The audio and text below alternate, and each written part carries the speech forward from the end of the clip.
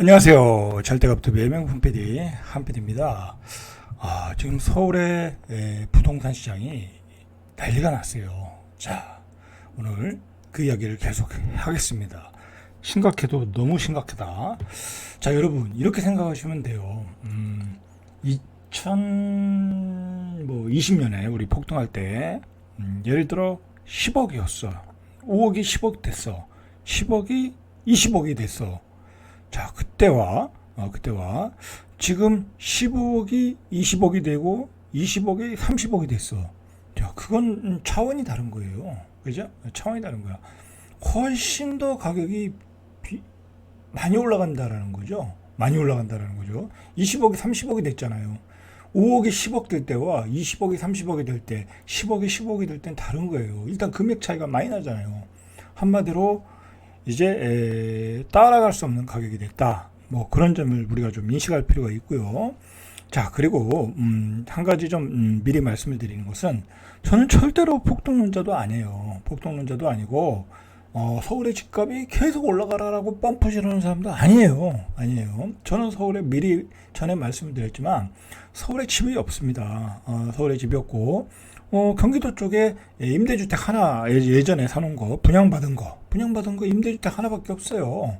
세종의 아파트 지금 사는 것과 그러니까 제가 뭐 서울의 집값을 펌프질해서 폭등을 시킨다 뭐 그런 오해는 없었으면 하는 바람입니다.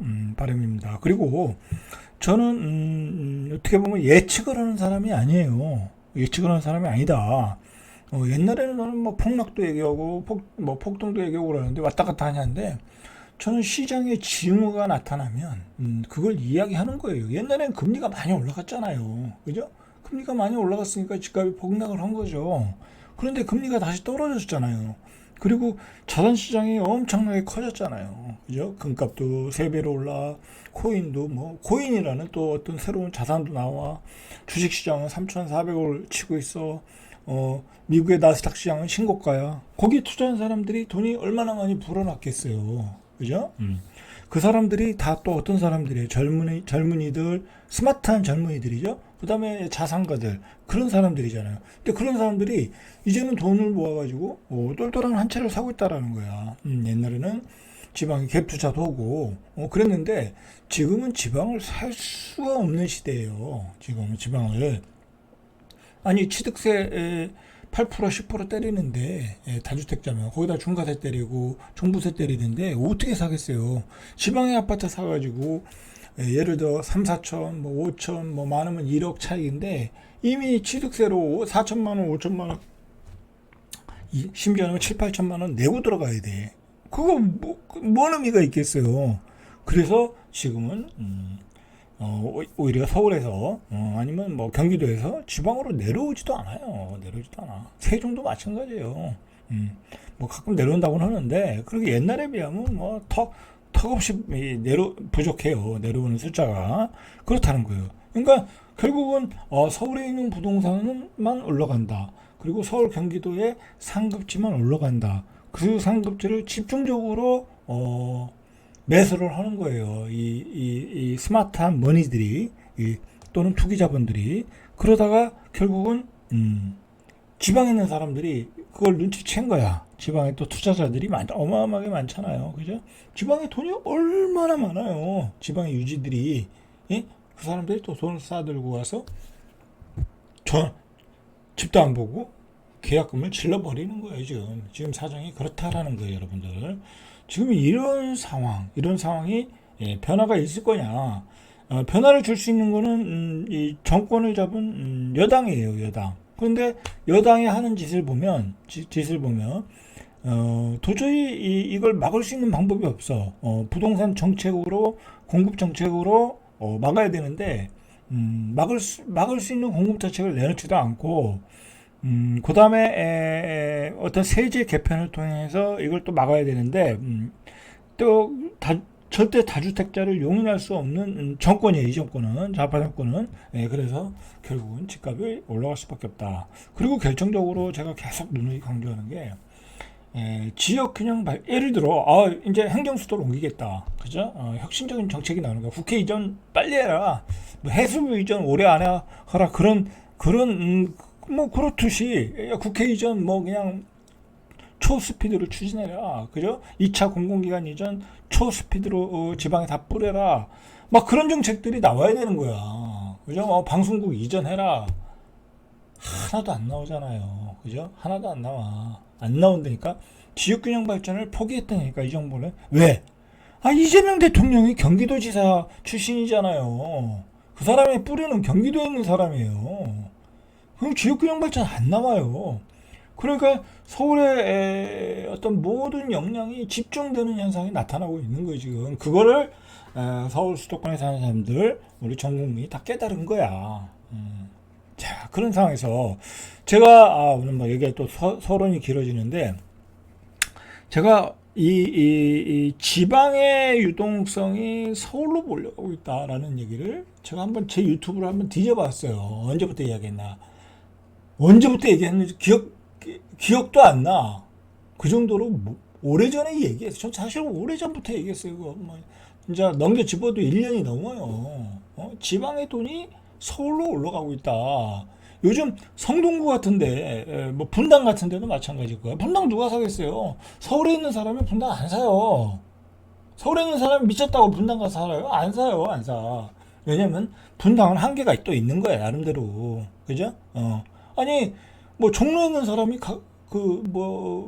강동구에 있는 사람이 분당 사겠어요? 안 사요. 안 산단 말이에요. 그럼 누가 사겠어요? 지방 사람들이 사는 거야.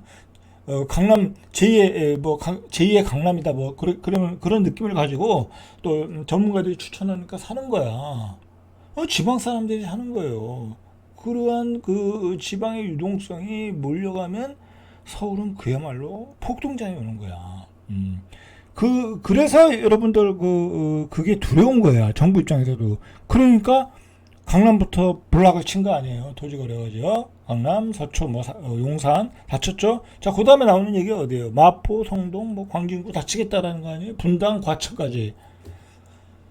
자, 추석이 이틀 남았어요. 그러니까 이 쉬는 날짜로 1일, 2일, 3일째부터 휴가잖아요.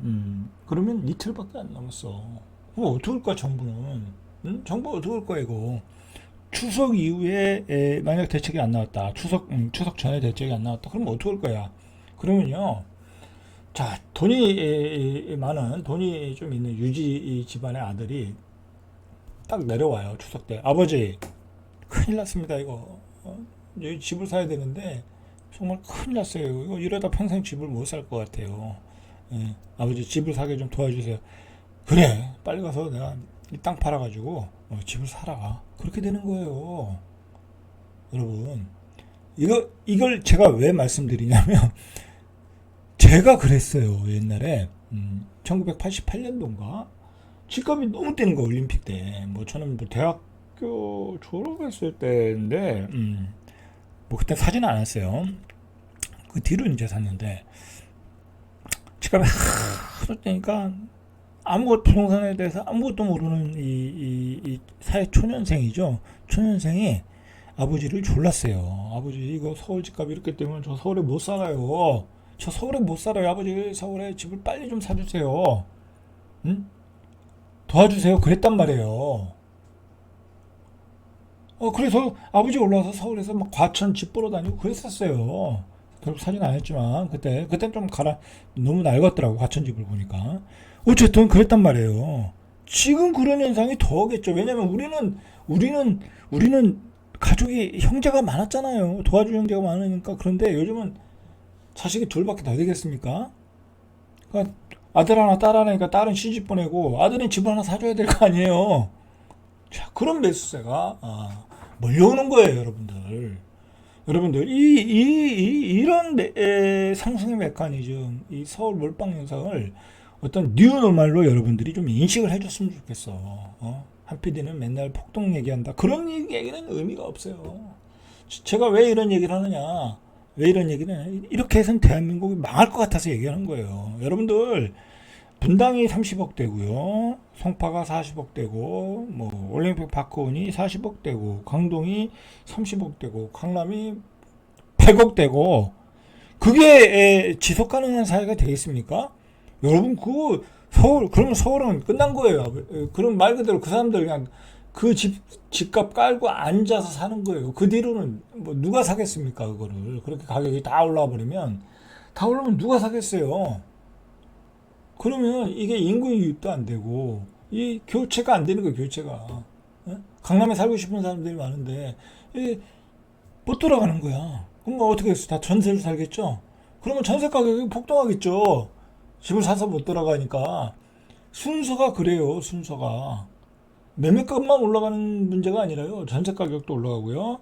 그 다음에 이게 문제가 제가 계속 강조하지만 이런 그 서울의 집값이 올라가는 것은 분양가를 폭등시키는 거예요. 분양가를. 그래서 광명에 15억이 얘기가 나오고 다음 주 철산이죠. 철산자인가? 그거 분양이 어떻게 되나 확인을 해보세요. 완판이 될 거예요 아마. 광명은 마피가 있었던 곳이에요. 불과 몇 개월 전에. 그런데 그곳에서 15억이 완판이 된다. 그러면 이제 서울의 전 지역이 역세권의 전 지역이 15억이 되는 거예요. 15억에 여러분들 분양 못 받아요. 저도 못 받아요. 이거가 뭐 시세 차익이 나고 안 나고의 문제가 아니야. 내가 실거주로 15억에 받았는데 일단 15억이 없잖아요. 여러분, 정말 요즘 물분이 나는 게 저는 소비 쿠폰 2차 대상에서 빠졌거든요. 이제 과세 표준으로 오면 공시지가 12억인가 자산이 12억이면 빠지더라고요. 대한민국의 10%가 빠진 거죠. 그렇게 해서. 근데 제 자산이 이제 상가가 저는 많잖아요. 상가가 좀 있어요. 이제 저희 사업을 하니까 부동산 공인중개사 사업장을 상가를 사서 했으니까 그러다 보니까 12억이 넘어가지고 소비 쿠폰을 못 받아요. 근데 그게 대한민국의 10% 안에 든다는 거야. 그러니까 저는 최소한 대한민국의 10% 안에 드는 거예요. 더 안에 들겠지만. 그러니까 제가 하고 싶은 얘기는 뭐냐면 그렇다고 한다면 뭐 분당에 25억, 그다음에 뭐 송파에 30억, 뭐 또는 한강벨트에 25억 그렇게 사는 사람들은 대한민국에 몇 프로가 있냐고요. 여러분 그거 대한민국에 제가 생각하기에는 2%, 3%도 아니야. 내가 보기엔 2%, 2.5%, 2%에서 2.5%가 그걸 매수하고 있는 거예요. 그럼 나머지 97%는 어떻게 되겠어요? 못 산다는 얘기예요. 97%는 절대 못 사요, 그 집을. 지금 소위 급등하는 한강벨트와 분당 과천은 여러분들이 대한민국의 97%는 살 수 없는 능력이 구매력이 없는 거래요, 이제. 서울이 그렇게 가격이 전체적으로 다 올라가고, 그 다음에 15억의 분양가도 대한민국의 5% 안에 들지 않으면 살 수가 없는 거예요. 소득이나 아니면 소득이 빵빵하든지 재산은 없더라도 그럼 대한민국의 5%, 6%, 7% 아니면 못 산다는 얘기예요. 서울은 그렇게 가고 있는 거예요. 그러면 젊은이들이 어떻게 되겠어요? 집을 안 사죠. 포기를 하죠. 포기하는 거예요. 아니면 경기도로 빠지든지. 그죠? 근데 경기도로 빠질 수도 없잖아요. 너무 머니까 출퇴근 거리가. 자, 그러면 그거 서울은 어떻게 되겠어요? 빈부이차가 확 벌어지는 거예요, 서울은. 여러분들. 그걸 아셔야 돼요, 그걸. 서울은 빈부이차가 벌어지는 거야. 또 월세, 전세 가격은 또 올라가고. 근데 정치권은 그거를 방관하고 있고. 여러분, 정치권에다가 그걸 요구를 해야 되는데, 요구를 왜 못하겠어요? 대부분의 사람들이 서울 수도권에 사니까 서울 수도권에 사는 사람은 지역균형 발전에 대해서 하등의 관심도 없어요. 지방에 사는 사람들도 이제 포기했어요. 그러니까 정치권도 눈치를 볼 일이 없어. 그런 사이에 대한민국은 이렇게 병들고 서울의 집값은 급등하고 있는 거예요. 어떤 경우에는 유튜브를 보니까 오늘 이제 얘기가 좀 길어지는데 어떤 경우는 제 유튜브를 보고 저 자식은 좌파네 그런 이야기를 하시는 분도 있고 어떤 경우는 제 방송을 보고 야 우파네 극우파네 그러더라고요. 저는 좌파 우파가 문제가 아니에요. 이거는 그런 문제를 떠나서 대한민국이 굉장히 병들고 있다. 서울 수도권의 몰빵으로. 여러분, 이거 나중에 제가 따로 주제 잡아서 얘기하려고 하는데, 제가 74년도에 서울로 유학을 갔거든요. 그러면서 서울 수도권이 얼마나 커졌어요. 그죠? 막 엄청나게 커졌어. 그때는 소위 뭐 저는 이제 교육 때문에 서울을 간 거잖아요. 부모님이 이제 보내준 거죠. 그때는 유학을 보냈다고 그랬어요. 이제 뭐 서울에 집을 전세 내는 것도 쉽지 않았잖아요. 그때 그죠? 그래서 서울에 방 하나 전세 내는 것도 엄청 그 시골 사람 입장에서 쉽지 않았어요. 저희 아버지가 이제 고모네 집에 방 하나 전세 얻어가지고 간 건데 그것도 비싸게 줬어요. 고모한테 속은 거죠. 자, 그래서 갔는데 뭐 그리고 이제 막 지방 사람들이 서울로 많이 올라왔잖아요. 일자리 찾아서. 그죠? 근데 그때도 서울에 일자리가 뭐 대단히 많은 건 아니었잖아요. 그냥 사람들이 모여 살다 보니까 먹고 살 게 많았던 거죠. 지방은 농사짓을 때밖에 없었고. 근데 지금 서울 수도권은 과거 50년 전, 40년 전에 비해서 어떻게 됐어요? 어마어마한 일자리들이 다 있잖아요. 대기업 다 있고 중소기업 좋은 거 다 있고 IT 기업 다 있고 그리고 좋은 대학 다 있고. 그러니까 그러니까 지방에서 서울로 올라오는 속도가 어마어마한 거야. 그 양과 질이. 예? 우수한 인재와 그 양과 다 올라가는 거야. 이제 뭐 그리고 서울로 올라가는 게 어렵지 않잖아요. 이제 가서 돈 없으면 고시텔에 살면 되고 원룸에 살면 되고 그죠? 그렇게 되는 거예요. 그렇게 해서 올라오는 속도가 굉장히 빨라졌고 많아졌다. 그러다 보니까 어떻게 됐어요? 경기도가 커진 거예요. 그죠? 메가 시티가 돼버린 거예요. 메가 폴리스가 된 거예요.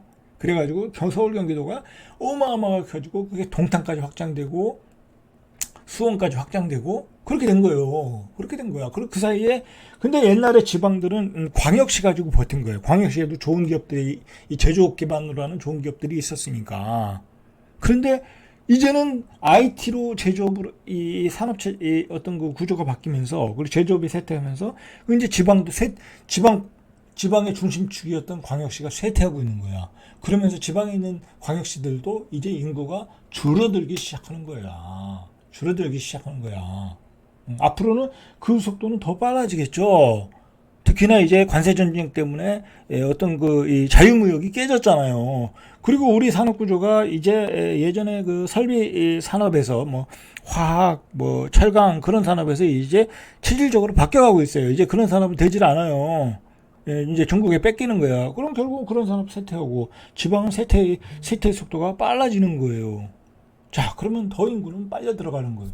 이거를 정부가 조정을 하고 이제 더 노무현 정부 때부터 추진하던 지역균형 발전을 더 가속도를 붙여야 되는데 오히려 역행을 하고 있는 거예요. 역행을 관심이 없으니까. 그래서 대한민국은 큰일 났다고 얘기하는 거예요. 제가 최근에 폭동을 얘기하는 것은 이러한 그 전체적인 배경, 그죠? 산업 배경, 그리고 정치인들의 어떤 그 움직임, 정책의 변화, 뭐 그런 걸 통해서 이야기를 하는 거예요, 지금. 여러분, 이거의 결과는 서울의 폭동, 그리고 서울 정주조건의 파괴, 그 다음에 서울 경기도의 분양가 폭등으로 이어지는 거예요. 여러분, 경기도의 집값도 폭등하는 거예요. 폭등할 수밖에 없죠. 그러니까 경기도에 집 사실 분들은 빨리 사셔야 돼. 경기도는 아직도 싸잖아요. 그죠? 싸잖아. 자, 그러니까 제가 오늘 뭐 조금만 더 얘기할게요. 자, 여러분들 이재명 정부가 공급 대책을 내놓으면서 경기도에 135만 가구를 공급을 하겠다고 그랬어. 공급을. 자, 그런데 뭐로 공급하겠다고 그랬어요?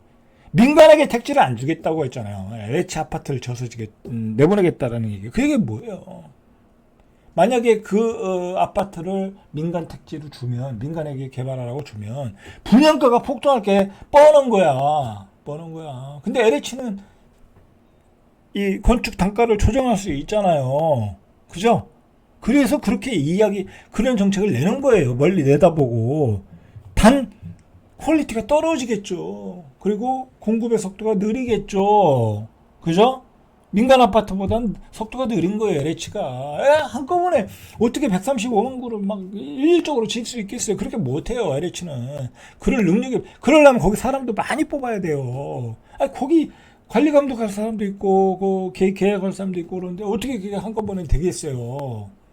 그리고 얼마나 한심하냐면, 지역균형 발전에 대해서, 이거 뭘 내놔야 되는데, 이거 뭐, 지역은 계속해서 세태하고, 그러니까, 뭘 내놨어요? 며칠 전에. 야, 서울은 전기세를 올리고, 지방은 전기세를 내려라. 여러분, 그게 다야. 그게 전기세 내려줄 테니까, 지방에 공장 짓던지 살던지 하라는 얘기야. 여러분, 이거는 비참한 거예요, 여러분들. 비참한 거. 내놓을 정책이 없다라는 거예요. 내놓을 정책이. 자, 여기까지 얘기하고요. 시장의 분위기를 우리가 좀 봐야 돼요. 여러분, 지금 제가 다음 시간에 이제 거래 내역을 좀 보겠지만, 거래가 그렇게 많이 되는 이 신도시가 아니에요. 워낙 가격도 높고, 그리고 재건축이라는 게 언제 어떻게 될지 모르잖아. 되긴 되겠지만, 그거 된다고 해서 새 아파트만 들어서는 거지 뭔 의미가 있겠어요. 그리고 내가 지금 샀는데 한 15년, 20년 뒤에 입주를 해. 모르잖아요. 언제 될지. 뭐 강남 압구정동 현대아파트 된다는데 아직도 안 됐잖아요. 그러면 20억, 내가 한 50세 샀는데 50살에 한 20년 걸렸어. 그러면 70살에 입주하는데 그게 뭔 의미가 있냐고. 응? 이제 10년 후면 돌아가셔야 되는데 아무 의미가 없어. 그러니까 거래가 안 되는 거야. 그 젊은 애들 입장에서도요. 한 30세에 샀어. 근데 20년은 아주 썩다리 아파트에 살아야 돼. 그 지하 주차장도 없고 커뮤니티도 없고.